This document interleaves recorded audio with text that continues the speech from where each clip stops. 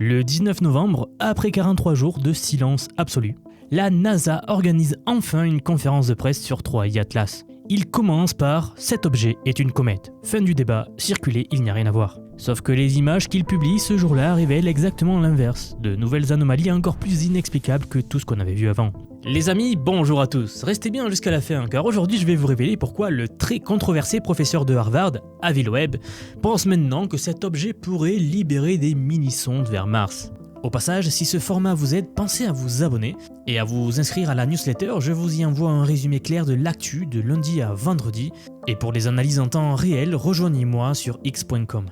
Parlons d'abord de ce silence suspect. Le 1er octobre, pile au moment où 3i Atlas s'approche du Soleil pour son périhélie prévu le 29 octobre, le gouvernement américain entre en shutdown. La NASA reste muette pendant 43 jours. Exactement au moment le plus critique, quand l'objet traverse sa phase la plus active et que tous les instruments le capturent sur tous ses angles. Coïncidence ? Oui, peut-être, mais ce silence a permis quelque chose d'intéressant malgré tout. Pendant que la NASA ne pouvait rien dire officiellement, des astronomes indépendants, eux, du monde entier, ont continué à observer cette comète. Et ce qu'ils ont découvert début novembre a tout changé. Le 8 novembre, des astronomes amateurs capturent quelque chose d'incroyable. L'objet montre maintenant un réseau complexe d'au moins 7 jets distincts. Certains pointent vers le Soleil, d'autres dans la direction opposée, mais les plus troublants pointent perpendiculairement à 90 degrés du Soleil. Des directions où aucune force naturelle connue ne peut créer de jets.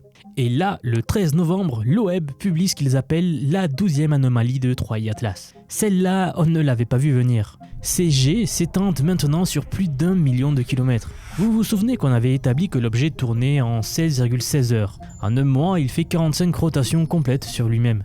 Alors, voici le problème que personne ne peut expliquer. Ces jets restent parfaitement droits, parfaitement collimatés, pointant dans des directions fixes malgré la rotation en fait. C'est physiquement très étrange. Et quand une comète tourne, ces jets balayent l'espace comme un arroseur, créant des spirales. Toujours, sans exception. Sauf, 3i Atlas. Loeb est direct, et il dit, je cite, « Comment ces jets peuvent-ils maintenir leur orientation si l'objet tourne toutes les 16 heures ?» Fin de citation. Il nous propose 3 possibilités, 3 possibles explications. Numéro 1, une configuration géométrique très spécifique qui reste verrouillée sur le Soleil. Ça n'a pas trop de sens physique. 2, le noyau a explosé et on voit des fragments éjectés. Mais les nouvelles images montrent un objet intact. Alors, 3e explication, il nous dit que les jets maintiennent leur directionnalité parce qu'ils sont produits par des propulseurs technologiques qui préservent l'orientation globale à des fins de navigation. Bon, autant vous dire que là, c'est carrément la possibilité la plus extrême qui soit. Puis arrive le 19 novembre. La NASA dévoile enfin ces images. Et dès les premières secondes, ils sont sur la défensive. Amit Krashtia de la NASA ouvre la conférence de presse avec un « Je veux m'adresser aux rumeurs, cet objet est une comète ». Nicky Fox ajoute aussi « Nous n'avons vu aucune techno-signature ». Puis il procède à montrer des images de 15 missions différentes. Mais je souhaite attirer votre attention sur un point. Remarquez bien ce qu'ils ne font pas. Ils n'expliquent pas les jets perpendiculaires et ils ne répondent pas à la 12e anomalie ou aux autres anomalies d'ailleurs. Ils disent juste « Oui, c'est une comète, circuler, il n'y a rien à voir ». Ils montrent qu'il y a du CO2 et de la glace d'eau. Bien sûr qu'il y a de la glace et du CO2, personne n'a dit que c'était un vaisseau de métal pur.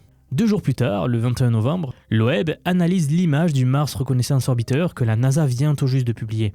Et là, il trouve quelque chose que la NASA n'a pas mentionné. Un panache de 3000 km pointant devant l'objet, perpendiculairement au Soleil, exactement dans la direction de son mouvement. Il pose une question que la NASA refuse d'aborder. Dans son interview la plus récente, cette semaine, il lâche une hypothèse fascinante. Et ce que je vais vous dire est très hypothétique, bien sûr. Ce sont des expériences de pensée réalisées par Loeb lui-même qui n'affirme pas ce qu'il dit. Il dit que ça serait une des possibilités. Alors, voici ce qu'il dit. Si 3i Atlas était technologique, on ne devrait pas s'attendre à le voir manœuvrer vers une planète. Il est massif, la taille de Manhattan, ce serait inefficace. Non, ce qu'il faudrait chercher, ce sont des mini-sondes. La question fondamentale pour lui, c'est y a-t-il des objets qui quittent ce grand objet ? Y a-t-il de plus petits objets qui en sortent ? Il continue en nous disant qu'il y a des indices de jets dans des directions différentes. Certains sont perpendiculaires à l'axe objet-soleil. Et si on trouve de plus petits objets s'en détachant, soit maintenant, soit près de Mars dans les prochains mois, ça changerait absolument tout d'après lui. Réfléchissez à ça. Bon, on rentre dans le territoire de la science-fiction, bien sûr. Un objet de la taille de Manhattan qui traverse le système solaire en passant stratégiquement près de Mars, Vénus et Jupiter. Un objet qui libérerait potentiellement des sondes plus petites vers ces planètes. On serait exactement dans le scénario d'un vaisseau mère, mais aussi du début d'un film de science-fiction, comme je vous le disais. Mais revenons 2 secondes aux hypothèses les plus probables, avancées récemment, car oui, il y en a plus. Il y a eu une analyse forensique publiée la semaine dernière qui révèle des structures jamais vues auparavant. En empilant et en améliorant le contraste de multiples images, des analystes ont découvert des sous-structures perpendiculaires dans les jets, comme des couches transversales, un échafaudage géométrique sous le canal de poussière. Ces structures croisées ne devraient pas exister sous un dégazage radial normal. La seule explication naturelle serait des pulsations périodiques très précises. Mais l'espacement est trop régulier, trop constant sur toute la longueur. La NASA dit que tout est normal, mais si c'est tellement normal, pourquoi aucune réponse aux anomalies spécifiques soulevées par la communauté depuis un certain temps maintenant, par beaucoup d'astronomes?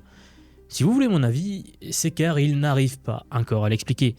Ça ne veut pas dire que c'est d'origine technologique, loin de là, mais il y a encore beaucoup d'inconnus auxquels ils ne savent pas encore répondre, et ils préfèrent se taire plutôt que de dire qu'ils ne savent pas. Je n'ai jamais compris cette logique, honnêtement. Dans tous les cas, voici ce qui est crucial dans toute cette histoire. C'est que l'on va avoir une réponse. Le télescope James Webb va observer 3I Atlas en décembre avec ses instruments les plus puissants. Les grands télescopes terrestres comme Keck également. Ces observations vont mesurer précisément la vitesse d'éjection, le flux de masse, la composition chimique exacte de ces jets.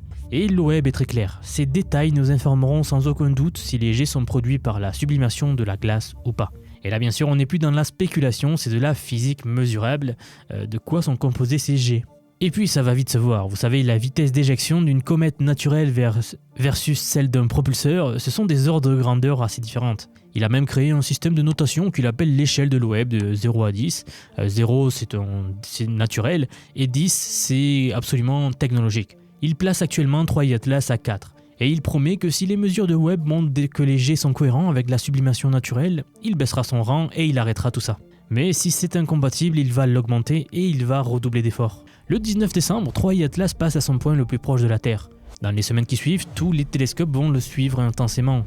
Si Webb a raison sur les mini-sondes, c'est maintenant qu'on les verrait se détacher et changer de trajectoire. Ce qui me fascine dans cette histoire, c'est le contraste des approches.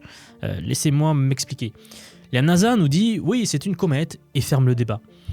D'un autre côté, on a Avi Loeb, qui est très controversé et qui dit « voici 12 anomalies mesurables que je ne peux pas expliquer naturellement. Testons toutes les hypothèses avec des données objectives. » Alors, à votre avis, qui fait vraiment de la science ici? Celui qui affirme connaître la réponse avant même d'avoir toutes les données, ou celui qui dit « je ne sais pas, mais voici comment on pourrait le découvrir, voici les hypothèses à creuser, il faut tout creuser ». En fait, vous savez, j'essaye de dénoncer le dogmatisme qui s'installe de plus en plus parmi les chercheurs de notre époque, qui, dès qu'ils rencontrent le moindre phénomène inexplicable aujourd'hui, ferment les yeux et disent que de toute façon, rien ne peut aller à l'encontre de leurs croyances à eux ou de ce qu'ils ont appris à la fac, des dogmes établis aujourd'hui. Pour l'avoir vécu de l'intérieur, je trouve que la science perd de plus en plus de ce que l'on appelait la méthode scientifique et devient de plus en plus des guéguerres de croyances personnelles. Mais bref, ce n'est pas le sujet de cette vidéo et bien qu'on pourrait passer 5 heures à parler de ce sujet, n'oublions pas ce qui va être important. Les prochaines semaines vont être décisives. Les observations de Webb en décembre, le passage près de la Terre le 19 décembre, la surveillance continue pour détecter d'éventuels objets se détachant. On aura des réponses concrètes et mesurables.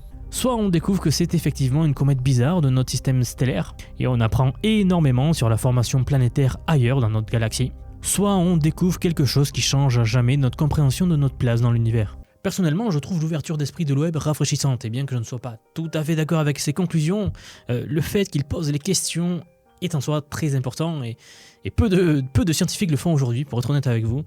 Il ne dit pas, ici dans ce cas présent, il ne dit pas oui c'est une technologie alien, il dit voici des anomalies, testons ça objectivement, et c'est exactement ce que devrait faire la science. Pas des affirmations définitives basées sur ce qu'on pense savoir, mais des hypothèses testables basées sur ce qu'on observe réellement. Il en a tiré des conclusions, j'en tire d'autres, mais dans tous les cas, à la base, on se pose les mêmes questions. Et vous, qu'est-ce que vous en pensez? Est-ce que la NASA a raison de fermer le débat aussi vite? Ou alors est-ce que l'OEB a raison de garder toutes les options ouvertes jusqu'à ce que les données de décembre tranchent définitivement? Bien les amis, mais une chose est certaine, si vous voulez suivre ces développements, comprendre les analyses scientifiques complexes, et peut-être même contribuer à décortiquer les données qui vont arriver, maîtriser l'IA et l'analyse des données devient essentiel à notre époque. Si vous réalisez que pour pouvoir analyser ces questions par vous-même, comprendre les méthodologies scientifiques et utiliser l'IA pour approfondir vos propres recherches pourrait vous donner un avantage unique dans ce monde en pleine transformation, alors j'ai quelque chose pour vous. J'aimerais vous dire que depuis quelques mois déjà, j'ai construit un programme d'apprentissage unique. Je vous apprends l'IA sous tous ses aspects. C'est un parcours pensé pour vous transmettre tout ce que je sais. Alors non seulement sur les modèles comme ChatGPT, Gemini de Google, Grok que l'on vient de voir, mais bien d'autres. Je vous montre surtout en fait la manière de les intégrer concrètement dans votre vie, dans votre travail, dans vos projets. Et ce, que vous soyez salarié, indépendant, entrepreneur ou même à la retraite, nous avons beaucoup de retraités dans la communauté. J'ai récemment sorti la plus grosse mise à jour à ce jour de la formation. Ça fait un petit moment que j'en parlais, mais ça y est, elle est là, elle est en ligne. Donc un module entièrement dédié à l'automatisation par IA. Autrement dit, la création des agents IA, des espèces de salariés virtuels qui vont travailler pour vous et tout faire pour vous. En somme, vous faire gagner des heures et des heures et des heures. Vous êtes déjà plus de 4500 personnes à avoir rejoint ce programme, donc nous approchons des 5000, merci pour le soutien. Et enfin, sachez qu'il n'y a pas besoin d'être développeur, pas besoin d'avoir un profil technique, je vous prends par la main, et pas à pas avec des leçons vidéo claires, des cas pratiques concrets, on voit tout ce qui touche à l'IA. Dernier point mais pas des moindres, si vous nous rejoignez aujourd'hui, vous aurez accès à toutes les évolutions du futur sans surcoût, accès illimité à vie à tout ce que je veux vous apprendre. Donc aujourd'hui c'est un paiement unique, ce n'est pas un paiement mensuel, c'est juste un paiement unique et vous aurez accès à vie à toutes les mises à jour que je vais faire en permanence et que je fais en ce moment même. Si cela vous intéresse, vous avez les liens en dessous de la vidéo, donc soit en description, soit en commentaire épinglé pour nous rejoindre. Dans tous les cas, moi je serai très heureux de vous accueillir dans le programme. Si vous êtes encore là, merci d'avoir regardé jusqu'au bout et je vous dis à très vite pour la prochaine vidéo.